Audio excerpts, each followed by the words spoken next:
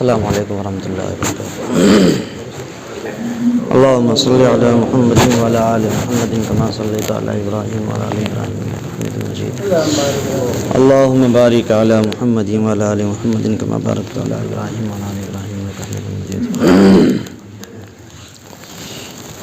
الحمد للہ رب العالمین وبہ نستعین، اما بعد فاعوذ باللہ من الشیطان الرجیم، بسم اللہ الرحمن الرحیم۔ واللہ یدعو الی دار السلام، صدق اللہ المولانا العظیم۔ معزز سامعین کرام، بزرگوں اور دوستو، تاریخی مسجد جامع مسجد دینبندی میں آج کا جو یہ جوڑ کا سلسلہ ہے، یہ حقیقت میں آج سے نہیں بلکہ برسوں سے آ رہا ہے، اور یہ جوڑ کا سلسلہ جو ہمارے اکابرین نے قائم کیا ہے وہ اس لیے کیا ہے تاکہ لوگ دین سے دور نہ ہو جائے، تاکہ ان کے اوپر غفلت کی چادر اس کے اوپر ڈھک نہ جائے، تاکہ اندھیرے کنویں کے اندر یہ گر نہ جائے۔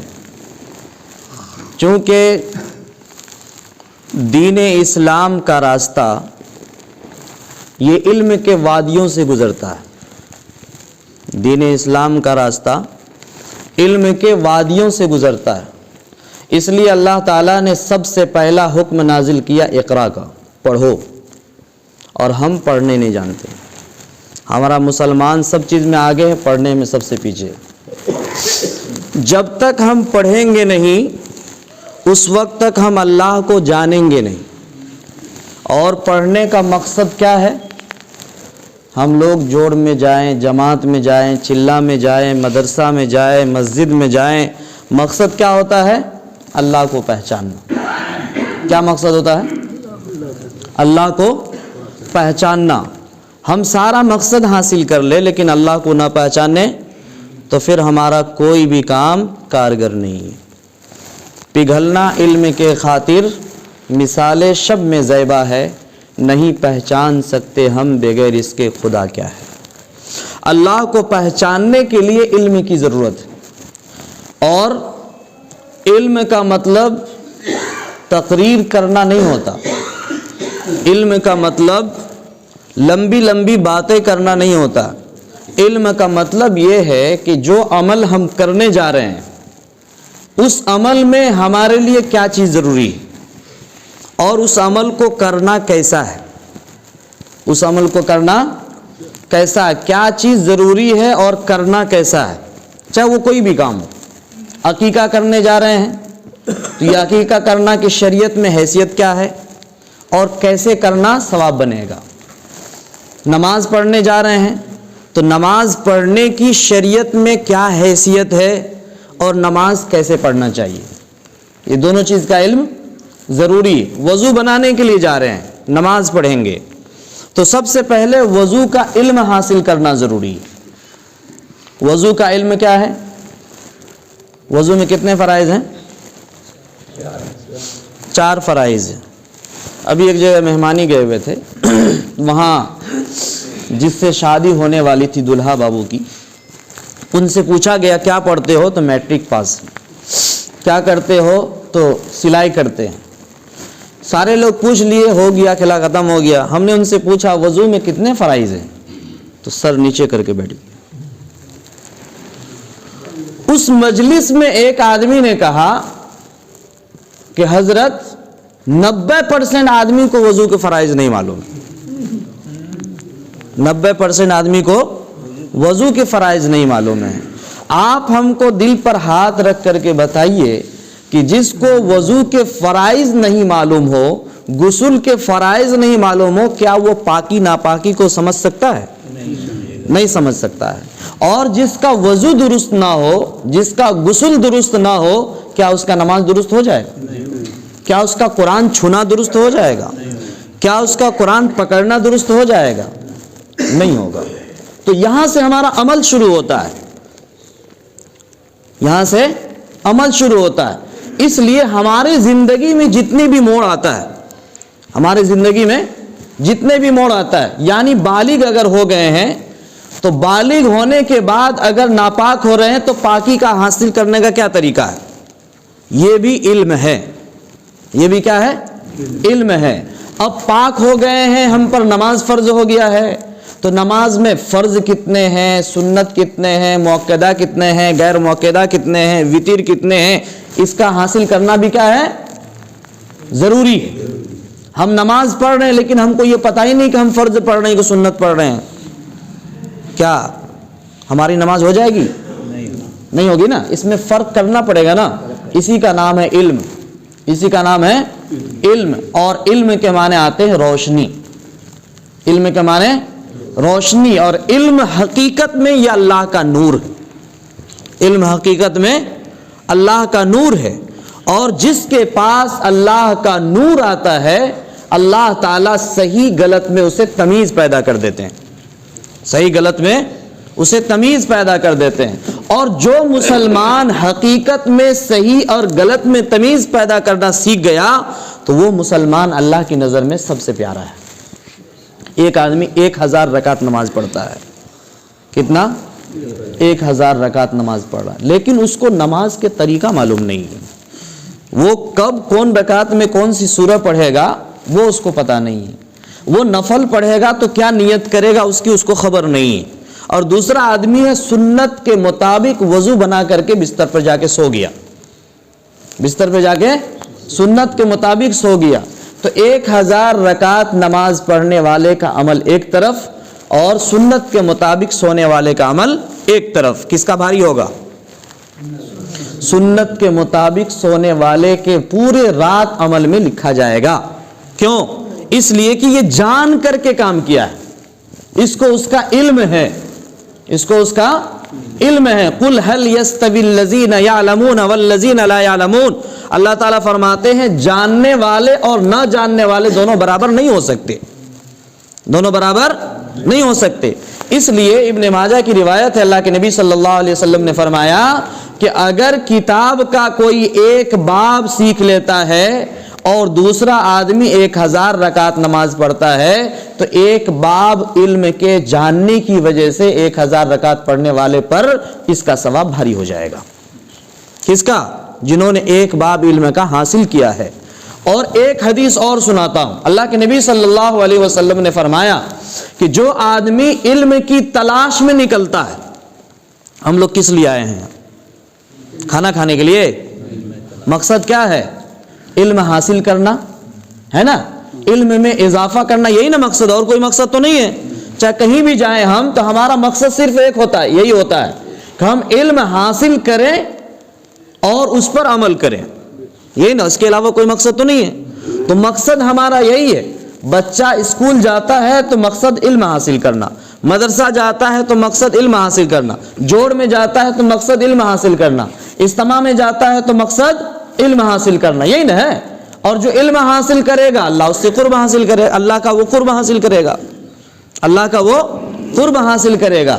لیکن ہاں میں یہ کہہ رہا تھا کہ ایک آدمی علم کی تلاش میں نکلا اور علم کی تلاش میں نکلنے کے بعد ان کی موت ہو گئی، ان کی موت ہو گئی۔ شہنشاہ کونین جناب محمد رسول اللہ صلی اللہ علیہ وسلم فرماتے ہیں کہ نبی اور اس علم کی تلاش میں نکلنے والے کے درجوں میں صرف ایک درجہ کا فرق رہے گا، علم کی تلاش میں نکلنے والے کا اور نبی کے درجہ میں صرف ایک درجہ کا فرق رہے گا۔ اندازہ لگائیے کتنا بڑا درجہ ہے علم حاصل کرنے والوں کا۔ لیکن علم تب جب کہ ہمیں معلوم ہے کہ نماز پڑھنا فرض ہے تو اس کو فرض مانے، اس پر عمل کرے، اس پر عمل کرے۔ مشک کا ہمارے پاس کیا ہے؟ ہمارے پاس مشک کا تھیلا رکھا ہوا ہے، اس میں مشک کو ڈال کر کے بند کر کے کیا کیے ہیں؟ بکسا میں رکھ دیے ہیں۔ تو خوشبو پھوٹے گی اس سے؟ خوشبو اس سے نکلے گی؟ نہیں نکلے گی۔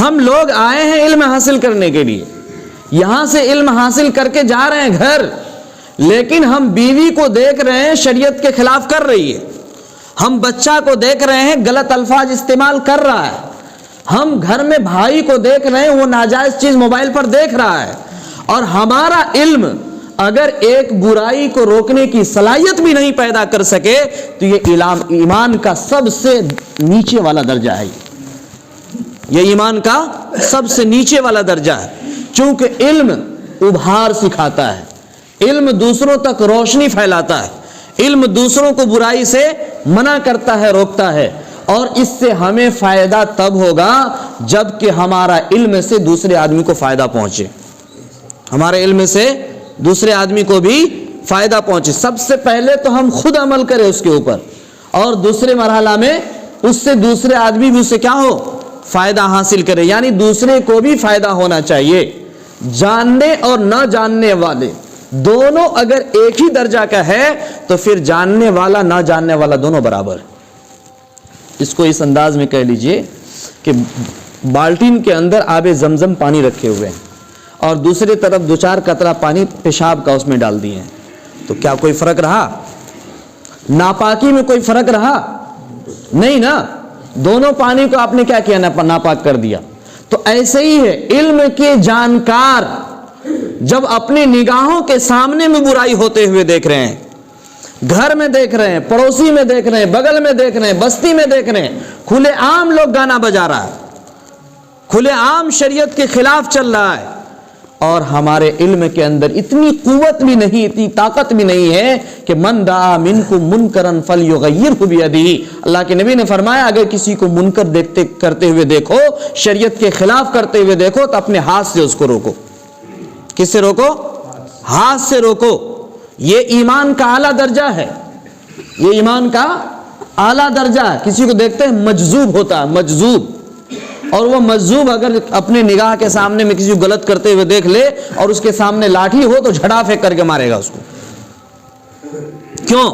اس لیے کہ وہ اس چیز کو برداشت نہیں کر پاتا ہے، وہ اس چیز کو برداشت نہیں کر پاتا ہے کہ میرے نظر کے سامنے میں شراب پیے کوئی، میرے نظر کے سامنے میں چوری کرے کوئی، میرے نظر کے سامنے میں گانا بجائے کوئی، اس چیز کو مجذوب برداشت نہیں کرتا ہے۔ ہم نے بیرپور مسجد کے سامنے میں ایک روم ہے، اس میں ایک بہت ضعیف آدمی آئے ہوئے تھے، ڈنڈا تھا ان کے پاس۔ ان کو دیکھا کہ رات کا آخری پہر تھا، تہجد کے ٹائم میں 3 بجے، اس ٹائم میں 2 نوجوان سائیکل لے کر کے جا رہے تھے اور ان کے پاس لاٹھی تھی، وہ لاٹھی پھینک کر کے اس کو مارا، اور اچانک ہم باہر نکلے ہوئے تھے۔ ہم نے ان سے پوچھا کہ کیوں مارے، تو انہوں نے کہا کہ یہ دونوں لڑکا شراب پی کر کے جا رہا میرے سامنے سے، یہ دونوں لڑکا شراب پی کر کے میرے سامنے سے جا رہا ہے۔ بتائیے،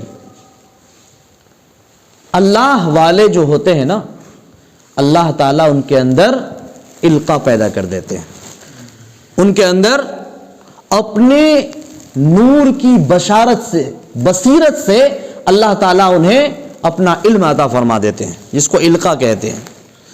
اور یہ کوئی غلط علم نہیں ہوتا ہے، اور یہ سب کو نہیں دیتا اللہ تعالیٰ۔ جو اللہ کے لیے گناہ چھوڑتا ہے اللہ اس کو یہ دولت دیتا ہے، اللہ کی رضا کے لیے گناہ چھوڑتا ہے، اللہ کی رضا کے لیے آیا ہوا مٹھی بھر پیسہ جہیز کا بیٹا کے نام پر، ہم نے کہا نہیں، اگر یہ پیسہ ہم لے لیں گے 2 لاکھ 4 لاکھ روپیہ تو ہو سکتا ہے یہ چند دن ہم اس کو کھا لیں گے، اڑا لیں گے، لیکن اللہ کے دربار میں ہم کو جواب دینا پڑے گا، قبر میں ہم کو الجھنا پڑے گا فرشتوں سے، اور فرشتوں کو جواب دینا پڑے گا۔ فرشتہ کو ہم کیا جواب دیں گے وہاں؟ جس کے سینے کے اندر خوف ہے اللہ تعالیٰ کا، اور جس کو اللہ کو منہ دکھانے کی جس کو فکر ہے، ڈر ہے، وہ آدمی غلط نہیں کرتا۔ کیوں؟ اس لیے کہ اللہ کے سامنے کھڑا ہونے سے وہ ڈرتا ہے۔ وَلِمَنْ خَافَ مَقَامَ رَبِّهِ جَنَّتَانِ، جو اللہ کے سامنے کھڑا ہونے سے ڈر گیا، اللہ تعالیٰ 2 جنتیں اس کو عطا فرمائے گا، جنتان 2 جنتیں عطا فرمائے گا۔ ڈرنے کا مطلب کیا ہوا؟ کہ ڈرنے کا مطلب تھر تھرانا نہیں ہے، ڈرنے کا مطلب راستے میں جا رہے تھے، کسی نے کہا کہ شیر ہے، اور ہم ڈر کر کے یہی مسجد میں ہی سو گئے، جائیں گے تو ہم کو چیر پھاڑ کے کھا جائے گا، یہ ڈر نہیں ہے۔ ڈرنے کا مطلب یہ ہے کہ گناہ سے ہم بچیں، ڈرنے کا مطلب گناہ سے ہم بچیں. ڈرنے کا مطلب آئے ہوئے سامنے میں چاہے دولت کی لالچ دے رہے ہو, چاہے لڑکی کی لالچ دے رہے ہو, چاہے سرداری کی لالچ دے رہے ہو, چاہے سامنے سے کسی بھی طرح کی لالچ ہو, اپنے ایمان کو اگر ہم نے بچا لیا تو یہی ایمان کو بچا لینا اللہ سے ڈرنا ہے. ایمان کو بچا لینا اللہ سے ڈرنا ہے. اللہ کے نبی صلی اللہ علیہ وسلم جب دین کی دعوت دیتے رہے لوگوں کو, تو ابو طالب چونکہ بوڑھے ہو چکے تھے, انہوں نے کہا کہ محمد ہم پر اتنا ہی بوجھ دو جتنا ہم برداشت کر سکیں, اتنا ہی بوجھ دو جتنا ہم برداشت کر سکیں. تو آپ نے فرمایا کہ چچا جان کیا حکم ہے آپ کا؟ کہا کہ ان لوگوں کا کہنا ہے, سرداروں کا, ابو جہل کا, ابو لہب کا, ان کا کہنا ہے کہ آپ اللہ کی طرف لوگوں کو بلانا چھوڑ دیجیے, ہمارے بتوں کی, ہمارے بڑے بڑے بھگوانوں اور خداؤں کی توہین نہ کیجیے, ایک اللہ کی طرف لوگوں کو نہ بلائیے, اس چیز سے آپ باز آ جائیے, اس کو چھوڑ دیجیے. اس کے عوض میں اگر آپ مکہ کے رئیس بیٹی سے شادی کرنا چاہتے ہیں تو آپ کی شادی کر دی جائے گی, اگر آپ سردار بننا چاہتے ہیں تو سردار بنا دیا جائے گا, اگر آپ کو مال و دولت چاہیے تو وہ دے دیا جائے گا. جب آپ کوئی اچھا کام کرنے جائیں گے تو پاؤں کھینچنے والا بھی ملے گا آپ کو اور لالچ دینے والا بھی ملے گا, دونوں چیز ملے گا. تو آپ نے کیا فرمایا؟ اللہ تعالیٰ سے بات کی جبرائیل امین کے ذریعے سے, اور اس کے بعد کہا کہ ایک ہاتھ میں چاند اور دوسرے ہاتھ میں سورج رکھ دے, پھر بھی ہم اس کام سے باز آنے والے نہیں. کیوں؟ دولت ختم ہو جائے گی, شہرت ختم ہو جائے گی, عزت ختم ہو جائے گی, مال و دولت سب کچھ ختم ہو جائیں گے. لیکن جو واللہ یدعو الی دار السلام, اللہ تعالیٰ جو سلامتی کے گھر کے طرف لوگوں کو بلاتا ہے, وہ سلامتی کا گھر کبھی ختم ہونے والا نہیں, سلامتی کا گھر کبھی ختم ہونے والا نہیں.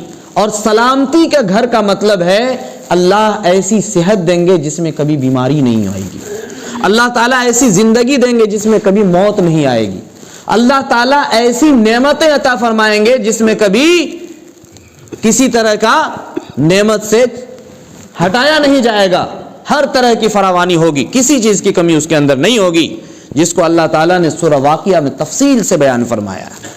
جو چاہیں گے وہ آپ کو ملے گا, لیکن یہاں تو رب کے مرضی کے مطابق زندگی گزارنی پڑے گی.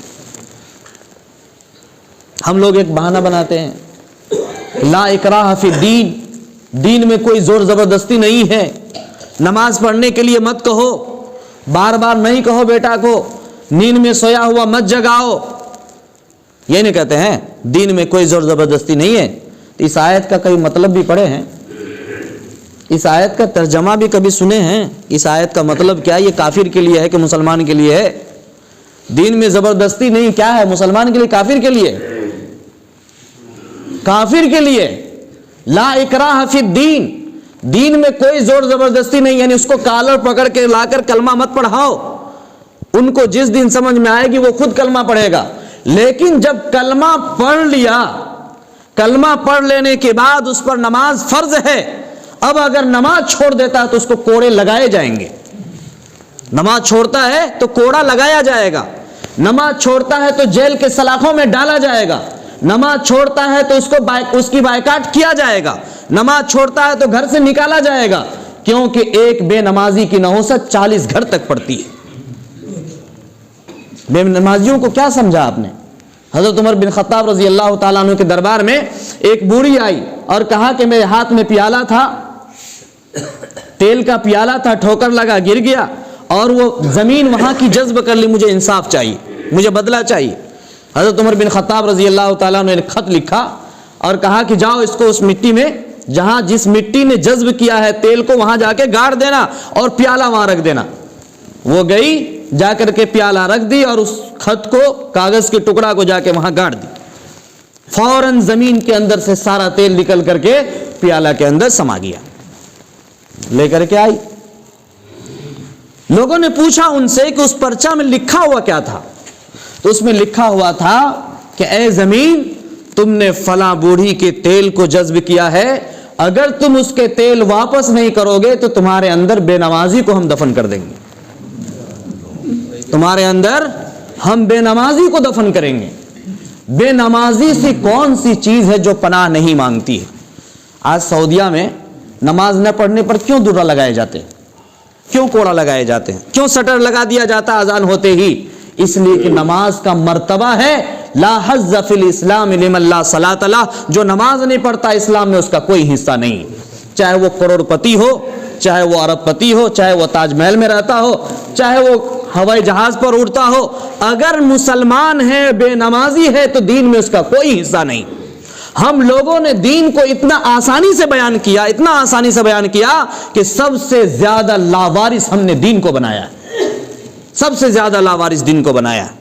ورنہ شریعت کا مسئلہ ہے اگر کوئی شادی شدہ زناکار زنا کر لے تو بھرے مجمع میں گلا تک گڑھا کھود کر کے ان کو پتھر مار مار کر کے سنسار کر دیا جائے گا، یہ حکم ہے اللہ کا۔ اب اگر کوئی آدمی کہتا ہے، سفارش نامہ لکھتا ہے فلاں آدمی کے بستی کے نام، وہ چونکہ سنسار کرنے جا رہے ہیں یا غیر شادی شدہ ہے 100 کوڑے لگائے جائیں گے، اب سفارش لکھ رہا ہے، اپنے پاور نامہ دکھا رہا ہے کہ حضرت فلاں آدمی آپ میری سفارش پر اس کو معاف کر دیجیے، ہماری سفارش پر اسے معاف کر دیجئے۔ اللہ کے نبی صلی اللہ علیہ وسلم نے فرمایا کہ حد لگنے پر، حد لگائے جانے پر اگر کوئی آدمی سفارشی بن کر کے آتا ہے تو وہ اللہ کے ساتھ کھلا ہوا جنگ کرتا ہے، اللہ کے ساتھ وہ جنگ کر رہا ہے۔ بتائیے کتنا خطرناک بات ہے۔ شریعت کو لاگو کرنے کے لیے ہم کو ساتھ دینا ہے، اس کا بائیکاٹ نہیں کرنا ہے۔ تعاونوا علی البر والتقوی ولا تعاونوا علی الاثم والعدوان، اگر کوئی بھلائی کے لیے کوئی کام کر رہا ہے تو ہم اس کا ساتھ دیں گے، اس کا بائیکاٹ نہیں کریں گے، اور اگر برائی کا کام کر رہا ہے تو کیا کریں گے؟ اس سے اپنے آپ کو بچائیں گے۔ برائی کا کام کر رہا ہے تو اس سے بچائیں گے، لیکن بھلائی کا کام کر رہے تو اس میں اڑنگا نہیں لگائیں گے، اس میں پاؤں نہیں ڈالیں گے بیچ میں۔ یہ مدرسہ کھولا ہے، دوسرا مدرسہ ہے، تو کیوں بن گیا دوسرا مدرسہ؟ نہیں، وہ بھی بھلائی کا کام کر رہا ہے، یہ بھی کریں گے۔ ایک دکان کے پاس 2 دکان ہوتی ہے تو چڑ نہیں لگتا، مدرسہ کھلتا ہے تو چڑ کیوں ہے؟ وہاں کے بچہ ہی پڑھیں گے، یہاں کا بچہ ہی پڑھیں گے، جتنے نزدیک ہوگا اتنی بات ہے۔ یہ دین کا قلعہ ہے، یہاں بھی پڑھائی ہوگی، وہاں بھی پڑھائی ہوگی، کسی طرح کوئی اعتراض نہیں ہونا چاہیے۔ مسجد قدم قدم پہ بن رہی، بننے دیجیے، کوئی بات نہیں ہے۔ گھر کے آدمی، سامنے کا آدمی نماز پڑھے گا، کیوں اعتراض کرتے ہیں؟ مسجد مدرسے پہ کیوں اعتراض کرتے ہیں؟ اور لوگ تو دوسری چیز پہ اعتراض نہیں کرتے ہیں، لیکن ہمارا لڑائی مسجد مدرسہ سے ہٹ کے کہیں نہیں ہے، ہماری لڑائی بس یہی ہے۔ اسی وجہ سے مسلمان آج سب سے پیچھے، مسلمان سب سے پیچھے۔ اس لیے میرے بھائیوں، ہم لوگوں کی زندگی سمجھیے آدھی اور آدھی سے زیادہ گزر گئی، اور جتنی زندگی گزر گئی ہے برف کے طرح پگھل گئی ہے، اس کے بعد کی جو زندگی ہے وہ اور گزرے گی، اور کم ہوگی زندگی، زیادہ نہیں بڑھے گی۔ زندگی اب بڑھنے والی نہیں ہے، اور اسی زندگی میں ایک ایک لمحہ کی اگر ہم نے قدر کر لی، چاہے جس میدان میں ہو۔ صحابہ کرام کی زندگی کا مقصد یہی تھا کہ وہ جس میدان میں جاتے تھے فل تیاری کے ساتھ جاتے تھے، فل تیاری کے ساتھ میدان میں جاتے تھے، پہلے زیرہ لگاتے تھے، گھوڑا پر سوار ہوتے تھے، ہاتھ میں تلوار لیتے تھے، اور اس کے بعد کہتے اللہ پر بھروسہ کیجئے، اس کے بعد کہتے تھے اللہ پر بھروسہ کیجئے۔ حضرت عمر بن خطاب رضی اللہ تعالیٰ عنہ صلی اللہ علیہ وسلم سے پوچھا کہ یا رسول اللہ میری اونٹ باہر میں ہے، میں اللہ پہ بھروسہ کروں؟ آپ نے ڈانٹ کر کے فرمایا نہیں، جاؤ پہلے اس کو باندھ دو تب جا کر اللہ پر بھروسہ کرو، باندھو پہلے تب جا کر اللہ پہ بھروسہ کرو۔ ایک صحابی کے بارے میں یہ قول مشہور ہے کہ نماز پڑھے اور اس کے بعد جو گھر میں چکی خود بخود چل رہی تھی، سنے ہیں نا، اس کے راوی جیسے بھی ہو، لیکن اس کے اندر بھی ان کی محنت ہے، محنت نہیں ہے۔ 3 بار وضو بنائے ہیں، 3 بار آ کے نماز پڑھے ہیں کہ نہیں پڑھے، اور پھر اللہ سے مانگے ہیں۔ تو پہلے عمل اس کے بعد پھل، پہلے پھل نہیں ہے، پہلے عمل اس کے بعد پھل۔ اور اس کو حدیث بھی سمجھایا، اسی کو قرآن بھی سمجھایا۔ آج ہم سارے لوگ مسجد کے کونا میں بیٹھ جائیں اور ابھی سے لے کر کے اجتماع تک دعا کرتے رہیں, جب تک اجتماع ہونے والا 17, 18, 19 کو دعا کرتے رہے, اور اس میں جا کر کے بانس نہ کاٹ کر کے لے جائے, اس میں پنڈال نہ لگے, تو لگ جائے گا نا سب کچھ؟ نہیں لگے گا. آج ہم نے دیکھا ایک مکان کے اندر تقریباً 150 مسلمان کے پاؤں میں زنجیر لگائے ہوئے ہیں, ہاتھ میں زنجیر لگائے ہوئے ہیں, گلا میں زنجیر لگائے ہوئے ہیں, اور ایک ایک مہینہ کا روٹی, باسی روٹی ان کو کھانے کے لیے دیا جا رہا ہے. داڑھی ماشاءاللہ اتنی بڑی بڑی ہے. ان سے پوچھا جاتا ہے کیا ہوا, کیوں؟ بولتا اس لیے کہ ہم شراب پیتے تھے, اس لیے ہم کو قید کیا گیا ہے. دوسرے آدمی کو پوچھتا کیوں رکھا گیا ہے, تو ہم پر بہت ظلم ہوتا ہے. ماں باپ کو بتاتے ہو کہ نہیں؟ اگر بتا دیں گے تو ہم کو کٹیا کٹیا کاٹ کر کے گاڑ دے گا, یہاں پہ کاٹ کے کیا کرے گا؟ گاڑ دے گا. کیا وہ نمازی نہیں تھے؟ کیا وہ مسلمان نہیں تھے؟ کیا وہ اللہ والے نہیں تھے؟ کیا وہ نہیں روتے ہیں جیل کے اندر؟ وہ رونے والے ہیں.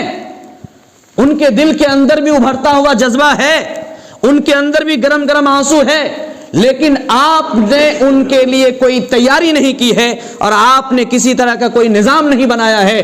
بے نظام چلنے والی قوم کو مسل دیا جاتا ہے, بے ترتیب چلنے والی قوم کو مسل دیا جاتا ہے. یہ تاریخ گواہ ہے. جب سے ہمارا ملک آزاد ہوا ہے تب سے آج تک ہم لوگ جوتا ہی کھا رہے ہیں. کیوں؟ اس کی وجہ یہی ہے کہ ساری قوم میں پلاننگ ہوتی ہے, میٹنگ ہوتی ہے, لشکر ہے, ان کے اندر جماعت ہے, ان کے اندر بہت منظم طریقے سے کام کرتے ہیں. ہمارا مسلمان ایک مسلمان دوسرے مسلمان کا دشمن ہے. توکل اللہ پر کرنا ہے, لیکن من جد وجد, حدیث میں ہے کوشش کرو تو پاؤ گے, نہیں کرو گے تو کچھ نہیں ملے گا. قرآن کی آیت ہے, حضرت مغیرہ رضی اللہ تعالیٰ عنہ کے بارے میں یہ آیت ہے, وَأَلَّيْسَ لِلْإِنسَانِ إِلَّا مَا سَعَى. کہا کہ ہم حج کرنے کے لیے جائیں گے, پیسہ ان کو صدقہ میں دے دیں گے. کہا نہیں, کوشش تم کرو گے, ثواب تم کو ملے گا. وَأَلَّيْسَ لِلْإِنسَانِ إِلَّا مَا سَعَى. جس چیز کی محنت کرو گے وہی ملے گا. محنت کرو تب پھل ملے گا. آج بو گے کھیت کے اندر, اناج اللہ ہی نکالے گا. کیا صرف ایمان والے کے پاس ہی ایمان ہے؟ کافر کے پاس ایمان نہیں ہے. ارے کافر کے پاس ایمان نہیں ہے. ہم اللہ کا نام لیتے ہیں, کافر اللہ کا نام لیتے, کیا اس کے کھیت میں اناج نہیں اپج رہا ہے؟ کیا ان کا کھیت میں پھل نہیں آ رہا ہے؟ کیا وہ ہم سے زیادہ مالدار نہیں ہے؟ کیوں ہے؟ اس لیے کہ اللہ اس کا بھی, خالق اس کا بھی ہے, خالق ہمارا بھی ہے. نظریہ صرف اتنا یہ ہے کہ ہم سب کچھ کرنے دھرنے والی ذات اللہ کو مانتے ہیں, اور ماننا بھی چاہیے. وہ اپنے بھگوان کو مانتے, کچھ بھی کرتے ہیں, لیکن کرتا تو سب اللہ ہی ہے, نظام تو سب اللہ ہی بنا رہا ہے. لیکن اس کے لیے محنت یہ ہے کہ وہ اپنے نظام کو بڑھانے کے لیے, آگے لے جانے کے لیے سارا ترکیب کرتے ہیں, اور ہم اپنے نظام کو بڑھانے کے لیے صرف دعا پر موقوف رہتے ہیں, صرف دعا پر موقوف رہتے ہیں. یہاں سے کام نہیں چلے گا, یہاں سے کام نہیں چلے گا. جتنے بھی صحابہ کرام جنگ لڑے ہیں, قرآن اور حدیث کو غلط کبھی بھی مت بیان کیجیے. جو حدیث جہاد کے بارے میں, اس کو جہاد کے بارے میں بیان کیجیے. جو قرآن کی آیت کسی جنگ کے بارے میں بیان کر رہا ہے تو جنگ کے بارے میں بیان کیجیے, اس کو آپ جماعت پر لا کے فٹ مت کیجیے, کیونکہ اللہ کا نظریہ ہے. اگر آپ نے قرآن اور حدیث کے ایک مفہوم کو غلط بیان کر دیا تو اللہ کے نبی صلی اللہ علیہ وسلم نے فرمایا کہ بوا, جس نے حدیث شریف کے مفہوم کو, قرآن کے مفہوم کو بیان کیا تو فَلْيَقْعُدْ مَوْضَعَهُ. اللہ کے نبی صلی اللہ علیہ وسلم نے فرمایا کہ اس کو چاہیے اپنا ٹھکانہ جہنم میں بنا لے. مَقْعَدُهُ مِنَ النَّارِ, اپنا ٹھکانہ جہنم میں بنا لے. کیونکہ حدیث کا مفہوم کچھ اور ہے, نظریہ کچھ اور, منشا کچھ اور ہے, ہم کچھ اور بیان کر رہے ہیں. قرآن کی آیت کسی پس منظر کے اندر ہے, اس کا شان نزول کیا ہے, اس کی حقیقت کیا ہے, جب تو اس کا ترجمہ نہیں پڑھیں گے, اس کا مطلب نہیں پڑھیں گے, تب تک اس کا مفہوم نہیں سمجھ میں آئے گا. تو اس کا سب سے پہلے ترجمہ, اس کے بعد اس کا معنی, مفہوم, اس کے بعد اس کو سمجھ میں آئے گا کہ یہ کس پس منظر کے تحت آیت نازل ہوئی تھی. تو اس کے بارے میں کہا فَلْيَتَبَوَّأْ مَقْعَدَهُ مِنَ النَّارِ, اس کو چاہیے اپنا ٹھکانہ جہنم میں بنا لے. جو قرآن کی غلط رائے اپنے طرف سے رائے کرتے ہیں, تفسیر بالرائے اس کو بولتے ہیں, اپنے طرف سے تفسیر, قرآن کی آیت ہم پڑھتے ہیں اور مفہوم اپنے من سے بیان کر رہے ہیں. مفسرین قرآن نے لکھا ہے کہ اگر کسی قرآن کی آیت کو آپ بیان کر رہے ہیں اور اس کو آپ نے پڑھا نہیں، دیکھا نہیں، اگرچہ آپ صحیح بیان کر رہے ہیں تب بھی آپ غلط کے اوپر، تب بھی آپ غلط پر ہے۔ کیوں؟ اس لیے کہ آپ کا مقصد ہونا چاہیے قرآن یہ وحی الہی ہے۔ کیا ہے؟ یہ وحی الہی آسمان سے نازل ہوئی ہے، اور جس طرح سے نازل ہوئی ہے، جس مقصد کے لیے نازل ہوئی ہے، جس منشا کو بیان کرنے کے لیے نازل ہوئی ہے، اسی منشا کو ہم کو بیان کرنا پڑے گا۔ ہم اپنے من سے بیان نہیں کر سکتے، ہم اپنے ذہن کے گھوڑا کو اس کے اوپر نہیں دوڑا سکتے ہیں۔ تو اس لیے ہم لوگ اتنے دن سے جماعت میں ہیں، لیکن پوچھا جائے قرآن کیوں نہیں پڑھتے ہیں؟ کوئی جواب نہیں۔ قرآن کیوں نہیں کھولتے ہیں؟ کوئی جواب نہیں۔ قرآن پڑھنا کیوں نہیں جانے اب تک؟ کوئی جواب نہیں۔ ارے فضائل اعمال پڑھیے، یہ انفرادی عمل ہے، آپ پڑھیے، آپ کو ہم منع نہیں کرتے، لیکن فضائل اعمال سے پہلے آپ کا قرآن ہے۔ فضائل اعمال سے پہلے آپ کا قرآن ہے، منتخب احادیث سے پہلے آپ کا قرآن ہے، کیونکہ منتخب احادیث فضائل اعمال میں چند حدیث کو کاٹ چھاٹ کر کے لکھا گیا ہے، لیکن مسلم شریف، ترمذی شریف، ابن ماجہ شریف، نسائی شریف، داؤد شریف، بخاری شریف، یہ کتاب کا ذخیرہ ہے۔ وہ ساری کتابوں پر علم رکھنا اور یقین رکھنا آپ پر فرض ہے۔ اگر ایک کتاب کا انکار کر دیتے آپ کافر ہو جائیں گے، ایک حدیث کا انکار کر دیتے کافر ہو جائیں گے۔ تو سارے علم کو نہ علم مانیں گے؟ ایسا نہیں ہے کہ دو چار حدیث نکال کر کے دے دیا تو ہم صرف اسی پر ایمان لائیں گے۔ آپ اس پر بھی عمل کیجئے، لیکن تمام کتابوں پر ایمان لانا کیا ہے؟ ضروری۔ قرآن کی ہر آیتوں پر ایمان لانا کیا ہے؟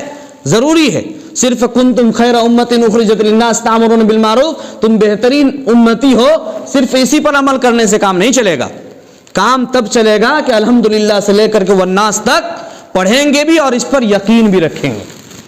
پورے قرآن پر یقین کرنا پڑے گا، پورے قرآن کے ایک ایک مسائل کو پڑھنا پڑے گا، قرآن کے ایک ایک مسائل کو جاننا پڑے گا، اور یہ ہر مسلمان پر فرض ہے، یہ ہر مسلمان پر فرض ہے۔ ہم لوگ اپنے اپنے علاقے اور اپنے اپنے کنبہ اور اپنے اپنے خیمہ کے لیے کیا کیے ہیں؟ علم کو بھی بانٹ لیے ہیں، جماعت کو بھی بانٹ لیے ہیں، ترتیب کو بھی بانٹ لیے ہیں، اور جس طرح سے ہم لوگوں نے برادری کو بانٹ لیا، انصاری، شیخ اور یہ فلاں فلاں۔ علامہ اقبال نے کہا تھا کہ ہم لوگ شیخ ہیں، مرزا ہیں، غالب ہیں، پٹھان ہیں، ہم سب کچھ ہے، لیکن یہ بتاؤ کہ کیا مسلمان ہیں؟ ہمیں مسلمان بننا ہے نا۔ یہی ذات پات کی جو نحوستیں تھی زمانہ جاہلیت کے اندر، آپ صلی اللہ علیہ وسلم نے حجۃ الوداع کے موقع پر کہا تھا کہ ذات پات کی سارے رسم و رواج کو میں اپنے جوتے کے نیچے ڈال دیتا ہوں۔ آج سے ذات پات کا کوئی برادری کا چرچا نہیں ہوگا۔ ہر مسلمان، چاہے وہ نیچے سے نیچے طبقہ کا مسلمان ہو، اگر وہ حج کر کے آیا ہے تو قابل احترام ہوگا۔ اگر وہ سید ہے، شیخ ہے اور وہ شرابی ہے تو اس کی ہم مذمت کریں گے، چاہے وہ کسی قبیلہ اور کسی ذات کا رہنے والا ہو۔ یہاں تو یا ایھا الناس انا خلقناکم من ذکر و انثی وجعلناکم شعوبا وقبائل لتعارفوا، یہاں تو اللہ کے نزدیک مکرم وہ بندہ بنے گا جو سب سے زیادہ پرہیزگار ہو، سب سے زیادہ متقی ہو، اللہ کی نظر میں سب سے بڑا نیک ہو، وہ آدمی اللہ کی نظر میں سب سے مقرب بنے گا۔ ذات پات سے کچھ نہیں ہوتا، ذات پات سے کچھ نہیں ہوتا، اور ذات پات کو ہی اسلام ختم کرنے کے لیے آیا تھا۔ یہ جو بستی ہے دنمندی، چوہدی، پرواہا اور یہ سارا جو بستی ہے، یہ کس لیے؟ تاکہ لوگ ایک دوسرے کو پہچان سکے، یہ صرف تعارف کرنے کے لیے، اس کے علاوہ کچھ نہیں۔ ایسا نہیں کہ فلاں جگہ کا آدمی ہے تو سب دودھ سے دھلا ہوا ہے، فلاں جگہ کا آدمی ہے تو سب شرابی ہے، ایسا نہیں ہے۔ جہاں اچھے ہیں وہاں برے بھی ہیں، ہر طرح کے لوگ ہیں، لیکن جن کا جیسا کارنامہ ہوگا بس اس کو اسی نظریہ سے ہم کو دیکھنا ہوگا، ذات کے اعتبار سے نہیں۔ اور ہمارے اندر تعصب نہیں ہونا چاہیے، ہمارے اندر تعصب نہیں ہونا چاہیے برادری کا۔ اس لیے اللہ تعالیٰ سے دعا کیجئے، یہ جو اجتماع ہونے والا ہے اللہ تعالیٰ اس اجتماع کو کامیاب کرے، اور اس کے لیے ہم لوگوں کو جم کر کے محنت کرنا ہے۔ محنت کس طرح سے؟ ایک تو انتظام کو درست کرنا ہے، جس حال میں ہو، چونکہ ہمارے بستی میں یہ جو اجتماع ہو رہا ہے، اور باہر سے بھی لوگ آئیں گے، اس ملک سے بھی اور دوسرے ملک سے بھی آئیں گے لوگ، بہت سارے لوگوں کے اندر ماحول بن رہا ہے اور ہو سکتا ہے بڑی تعداد ہو اور تعداد زیادہ ہو, وہاں لوٹا کا انتظام نہ ہو, وہاں دوسری چیز کا انتظام نہ ہو, تو اس سے ہماری ناک کٹے گی. اس لیے ایسی نوبت ہم لوگ نہیں آنے دیں گے. اس لیے بھرپور محنت کرنا ہے اور کروانا بھی ہے. اس لیے 20 تاریخ کو کہا گیا تھا کہ علاقے کے سارے لوگ اپنے اپنے بستی سے پیسہ لا کے جمع کریں گے. کوئی لائے ہیں یا سب جمع ہو گیا ہے؟